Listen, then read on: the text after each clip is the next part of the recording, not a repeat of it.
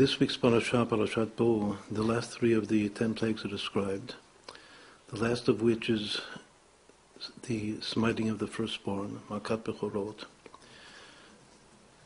Before that takes place, Moshe Rabbeinu speaks to Pharaoh. He warns him of what is going to happen. And he says that that night at midnight, when this plague will take place, so all of Egypt will cry out in anguish. And then he says a very special verse, that is the verse that we're going to contemplate today. He says, Lo yechratz kelev lishono. U'lechol b'nei Yisrael, all of the Jewish people, not even a dog will bark. And then the continuation is, the man teidun, asher yafle Hashem ben Mitzrayim uven Yisrael, in order that you shall know that Hashem separates between Egypt and between Israel. So, since this is the climax of all of the 10 plagues, it's very, very significant, the fact that this particular phenomenon is mentioned and is emphasized. The fact that even a dog will not bark.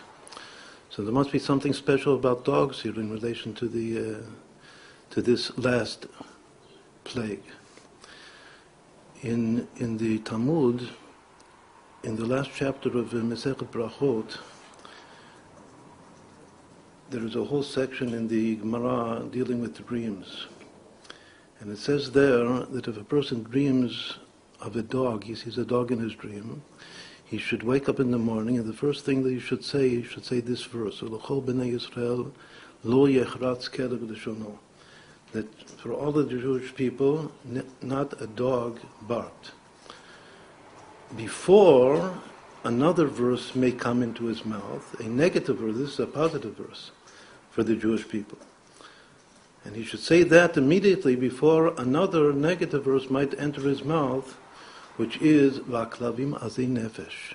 That dogs are very audacious or bold of spirit.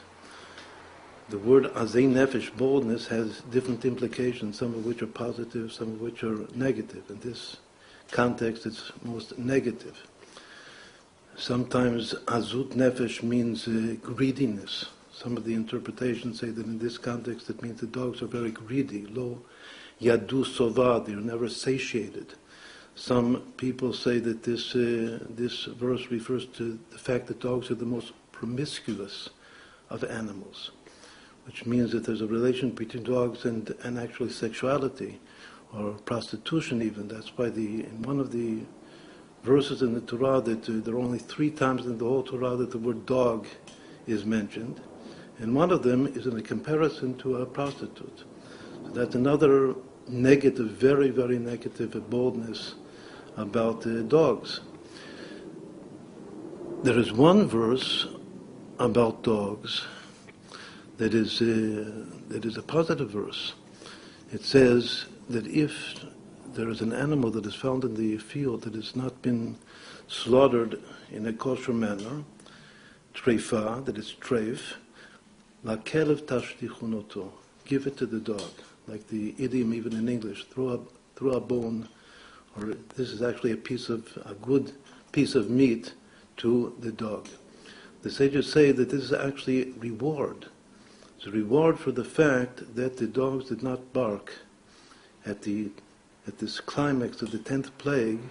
They were rewarded and given food that we should feed them with all of the things that are non-kosher for ourselves, give it to the dogs. So once more, the sages say that if you dream of a dog, pick a good verse, because dreams follow the mouth, or follow the solution. There are 2 different versions of a saying in the sages, that if a person dreams and you want to give a solution to the dream, so it depends just exactly on that verse that you pick to say with your mouth. So pick a good verse, and it'll be a good expression, a good phenomenon of dogness. What is so great about the fact, why is this emphasized in the Torah that the dogs didn't bark? this is an expression, the way that it's explained in some of the deeper commentaries, of the fact that even in nature, the distinction, differentiation between the Jewish people and the Egyptians permeated nature itself. This is not part of the plague per se. It's something that is observing. It's consciousness of the plague from the outside, that nature was looking at the plague, and nature itself realized and experienced the existential difference between Egypt and Israel. And here, nature in its totality is symbolized by the dog. That the dog, he doesn't even move his tongue. That's the literal reading. He doesn't move his tongue, meaning that he doesn't bark, he doesn't bite, he doesn't do anything negative, because he himself is experiencing the miracle or the revelation of the divinity that is taking place whilst the Egyptian firstborns are being killed, and at the same time the Jewish people is being redeemed, is being healed and being redeemed. By nature, when dogs bark, people are afraid. A barking dog scares, especially it says that it scares women and little children, especially a woman that's pregnant. If a dog barks, it could even cause, God forbid, a miscarriage. So the fact that the dogs barked at this time that all the Jewish people were now preparing to gather together and to leave Egypt, they were all on the move. The fact is that the dogs made the Jewish people feel secure in their trust in Hashem. No one was afraid. It says there were three miraculous things about the dogs not barking. One, the sages say that since the dogs have a very, very acute sense of smell, they smell danger, and actually the sages say that they smell when the angel of death, when there's a plague or something that has to do with death, that they smell it and they start to bark. They start to warn and to bark. And now the death was all over Egypt, and still they didn't bark. When did it happen? It happened in the middle of the night. The middle of the night is called the second guard of the night, and that is the time that dogs by nature bark, and nonetheless they didn't bark. A third thing it says is that in the middle of the night, when dogs see people getting up and moving around and walking, they bark, because they're not used to people moving in the middle of the night. So they didn't bark because of the people. They didn't bark because it's their nature to bark at night.